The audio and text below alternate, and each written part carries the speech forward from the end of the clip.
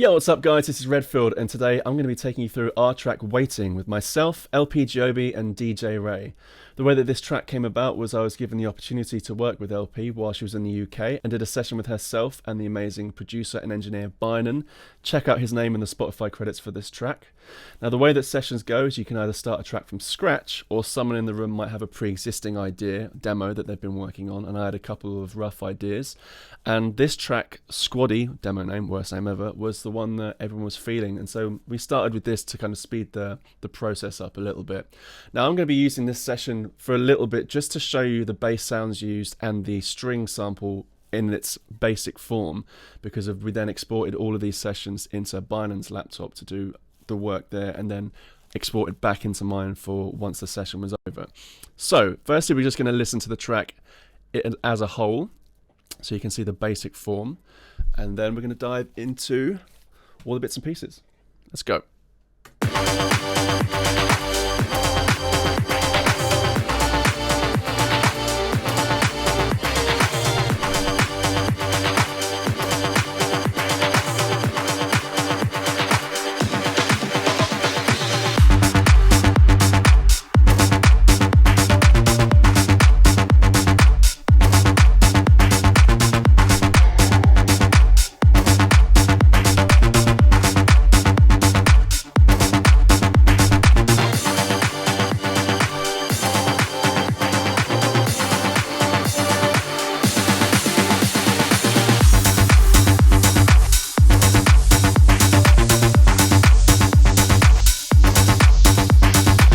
So as you can hear, that basic sound is the final end drop. I think there's like 3 drops in the track in the end.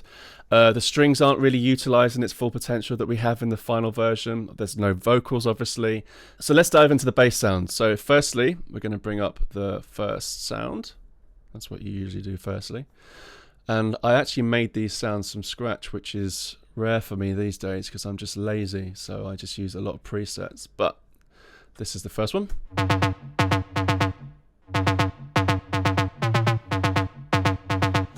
And the second one, you've got a reverb send here as well, just both on these two sounds, on both these two sounds.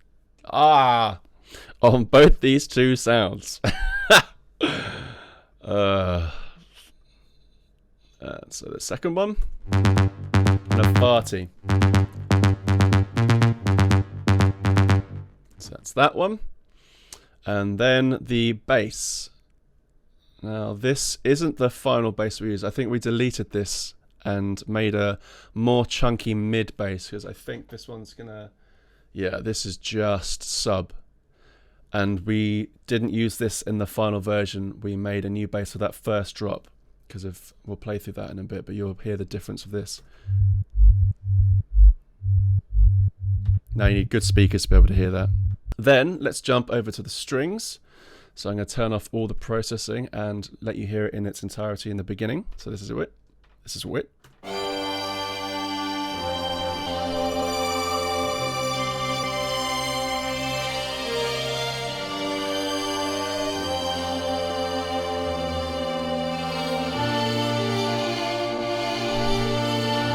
Okay, then with the slices.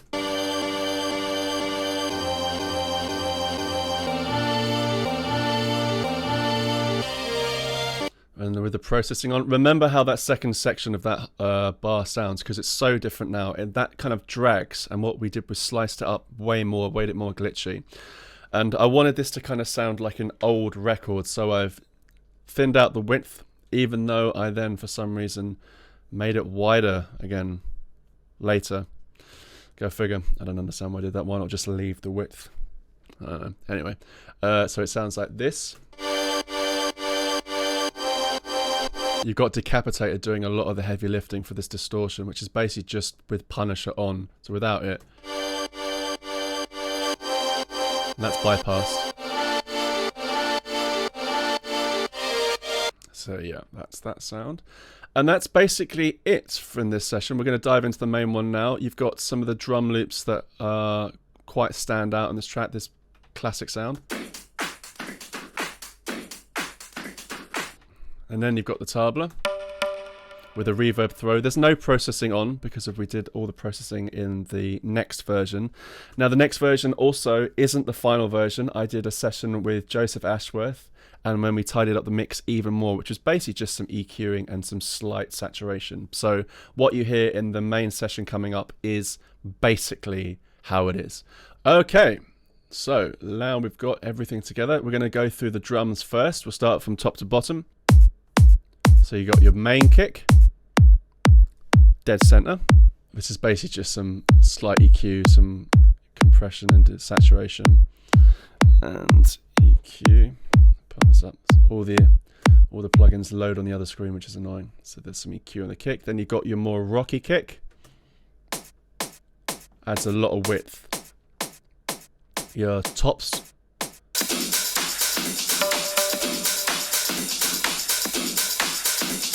So I've done some compression there. This is a breakdown kick. And I've got a 909 clap over here. Slams. So you've got really aggressive compression. There we go. So that's what I use basic saturator and so much stuff. Normally I would dial back the amounts, but apparently not with that. Some rock fills. Hard left and hard right clap. It's more of like a garage sound. That loop again with some hectic EQing. Quiet open hat. Then we've got the driven open hat here. Way more central. Really compressed drums. Right. This will be the drum fill.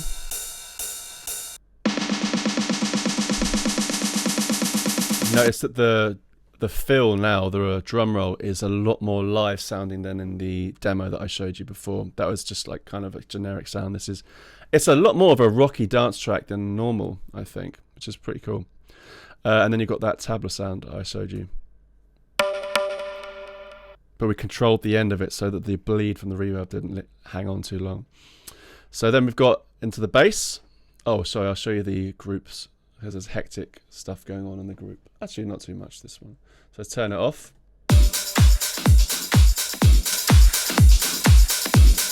Slams. So I've got a parallel compression going on, some saturation, and some taming. So there you go, so you can see what's going on.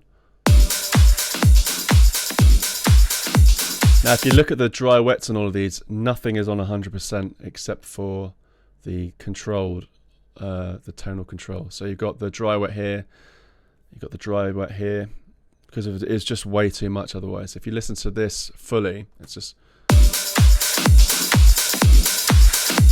So I dialed that in. But without it, it does make a difference. Just lost so much energy. This was one of the plugins though that I did have to replace because of the ZX500 was one that just got wiped for some reason when I changed laptops. Blackbox I think was how it was, and this is how it was, so those are basically the same. So we've got this new bass for the second drop, just so you can hear how it all sounds together firstly.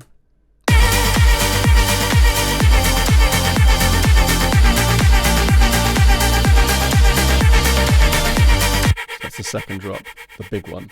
So you've got this new Reese bass that comes in, so that's providing all the low end.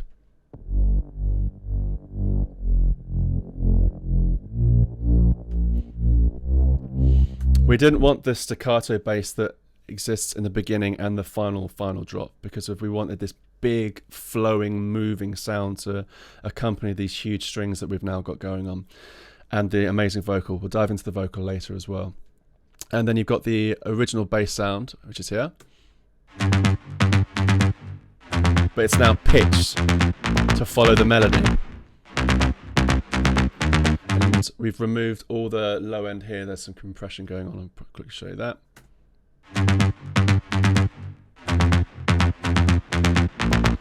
So that's the compression. I also use sorry, I missed out this, a compressor on the Reese as well.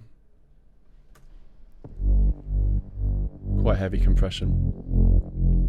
Then we've got these sick little stabs going on, which sound.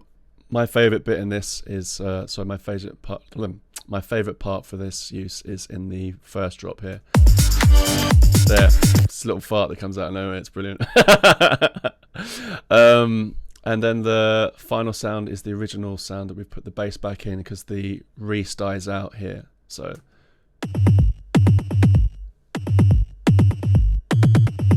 that's also the first drop as well, isn't it? So I didn't really discuss that. Let's loop that. So with this one, we've got the. I think we created a new one. I can't remember, or maybe we did use the original bass, but we just processed it. You can hear there's this decapitator that's moving and creating this 8-bit kind of sound. It's not staying in the same place. We've automated that. And then you've got the thermal as well. If I put that to full, you can hear it. And then it's about here, right? So without it,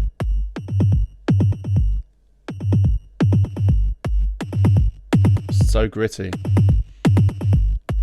I love all the output stuff. It just adds such a cool dimension, and you can just do so much with it. Thermal is incredible. Definitely worth checking out. So that's that. Then let's dive into this incredible piano solo LP did. So we were in the session and we had that string bit looped around on the final drop, I think, and she just jammed out this sick piano solo, and that's stayed in the track, and it's such a important part.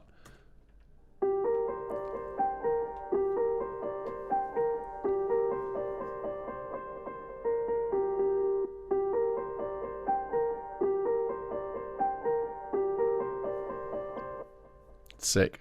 And then this bit as well.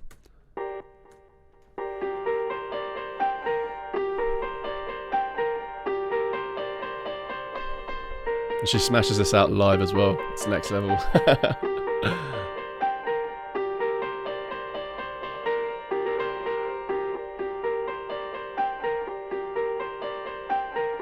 And then that on top with the build. I'm just going to mute the vocals just so you can hear it a bit more clearly.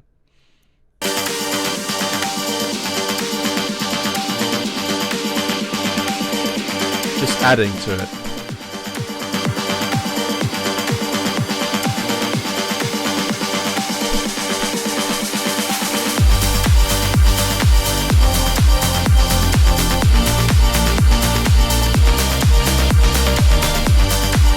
All parts going full whack there. Then obviously you got the vocal. We're going to dive into the vocal prop in a minute.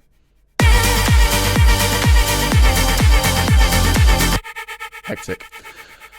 So let's look at the string samples. What have we got here? So the processing on the group, you've got one long held string from the original sample.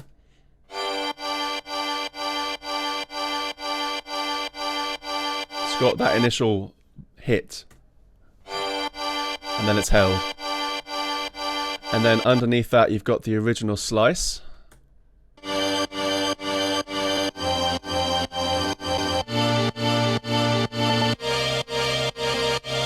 Do you hear how it's so different now to the original sound? It's got this hectic cuts in. So good. So with the processing on that is mostly just saturation, to be honest. We've got the radiator, we've got the inflator, and we've got this mid-side saturation as well. So adding some warmth, adding a lot. So this one's processing the mid-side, so I've cranked up the XL on the master in general and then pushed the sides a little bit more just to add some width from about 200 Hertz upwards. But then I've also turned it down because otherwise it's just going to sound so much louder, and obviously louder in your ears is better, but that doesn't make it necessarily better in general. So the vocals. Firstly, huge shout out to DJ Ray. We did this session, and this originally was an instrumental, and LP had these vocals from DJ Ray and was like, let's give these a go in this session. And I was like, sick, let's try them out. And it just worked so well. So dry, they sound like this. The vocal. We're going to go into just the vocal before we go into the slice. Maybe. There we go. Peace of mind. So there's some effects there because I've got a reverb / delay throw. Oh, it's a delay throw on this one. But the processing on the lead, let's turn them on. You've got EQ, some de-essing, more EQ, just to tame some of the frequencies. So there's a compression there, some character EQ, some more EQ. Just a dynamic EQ. You'll see that play out in a minute. And then what I like to do is with the vocals, I've created this send return track within the channel so I can process it all. You've got the echo, two reverbs as well, and then you've got the sidechain compression acting, so when the vocal hits, the effects duck down, so it's not just super wet all the time, and you can kind of get the vocals lost in the mix. Got shaper box for your sidechain, and soothe to control some frequencies. So this is what's happened there. There we go. So this is everything acting together. Peace of mind.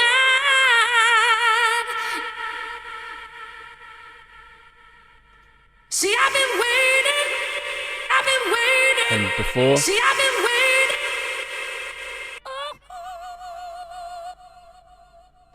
So with the slice, we wanted to use more of the vocal that we hadn't used before to create this new section because it's sick. So that sounds like this.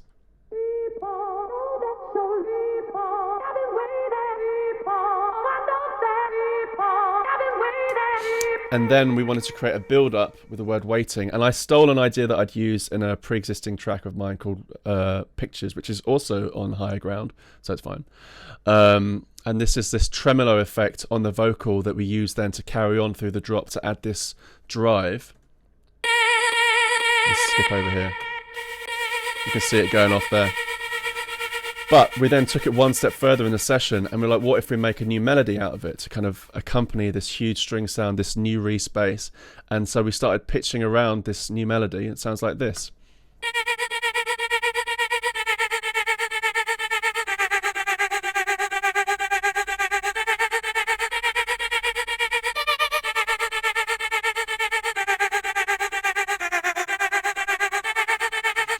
Just took it to another level, you know.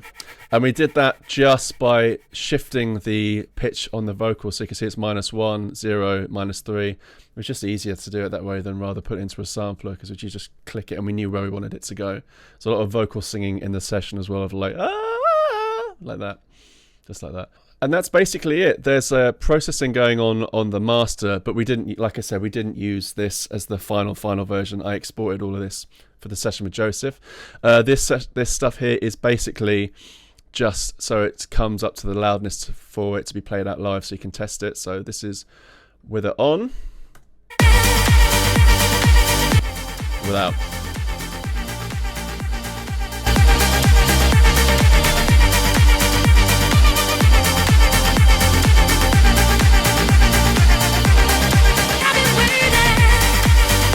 And yeah, that's basically how we made the track Waiting. Hope you liked it, hope you enjoyed it, hope you learned something and it was useful, and I will catch you very soon. See you later.